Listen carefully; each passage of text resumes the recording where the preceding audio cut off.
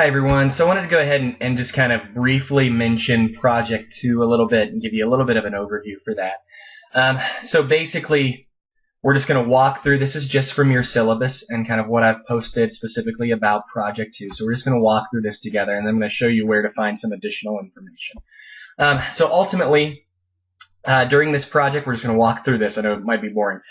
During this project, you will evaluate and integrate appropriate primary and secondary sources in a formal written essay and formal public speech, similar to what you're doing with Project 1. You will conduct field work in the form of participant and or non-participant observation, where you're either becoming part of the community and you're observing in that way, or you're kind of a fly on the wall watching from the outside.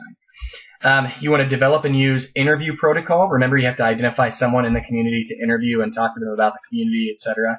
Transcribe it and use excerpts appropriately in your essay and your speech. But remember, you want to make sure to ask permission before you quote. You want to write and speak ethically about others for a public audience. You want to build empathy about people who identify with cultural groups to which you do not belong. And then ultimately, you want to design and integrate effective visuals for a public presentation using PowerPoint in your speech and online media, which you have to integrate hyperlinks into your essay. So basically, remember, we've talked about this a little bit before, but you're ultimately just identifying a community that you do not belong to, and you want to try to build empathy toward that people group and people that primarily you may not necessarily have the same worldview as. So you're gonna basically observe and research through interviews, through field work, through kind of collecting notes on the community at large and how they interact and how they behave. And then you're going to see how your perceptions of other communities are formed in order to understand and respect different ways of experiencing the world. That's all this is, giving you a chance to experience a group different from your own that you may or may not agree with. During this project, you will work with a partner, but remember, especially if you are not going to visit a place that's not safe, then partner becomes less important. But ultimately, it would be a good idea for you to identify a partner for this particular project. Each of you will examine a community or organization which you're not already a part, and then you and your partner can choose to examine the same community or different ones. If you do the same, you have to identify different elements of that community to study. So let's look specifically at the essay first. I want you to think through basically, how do I study this community? That's it. You may not necessarily understand specific aspects that you are going to study before studying them. That's okay. Hopefully, through your research and through interviews and through observations, you'll be able to identify patterns and themes about the community that you identify that will kind of guide your essay. So you're not necessarily going in with preconceived notions. You're just going in to say, who is this community and what are they all about? So specifically for your essay, it's got to be 2,500 words, so a little bit longer than Project 1. Double-spaced, APA, all that different kind of stuff.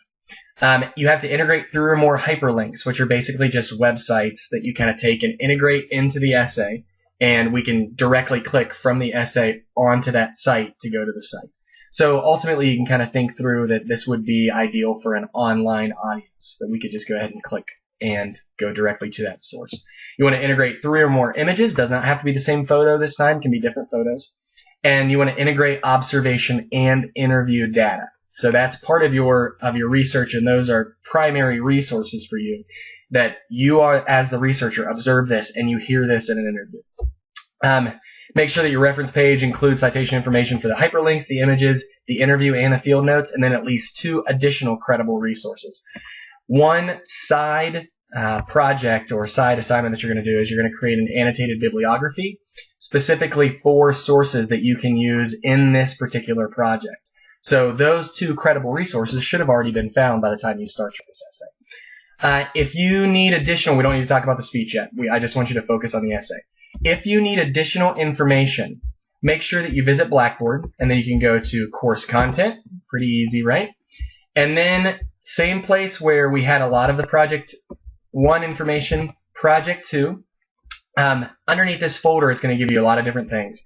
If you have annotated bibliography questions, if you have interview and transcribing questions, if you just have questions about the project as a whole, or just what is community and project help, all of that is listed at the top there. And then I also give you both rubrics again, so you know exactly what I'm looking for when I grade the essay and the speech.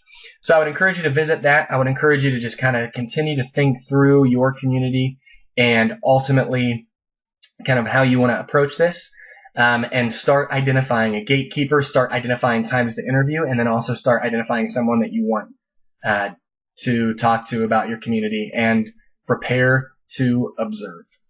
All right, if you have any questions, please let me know, but hopefully this was helpful, and if you need anything else, do not hesitate to ask. I'm here to help.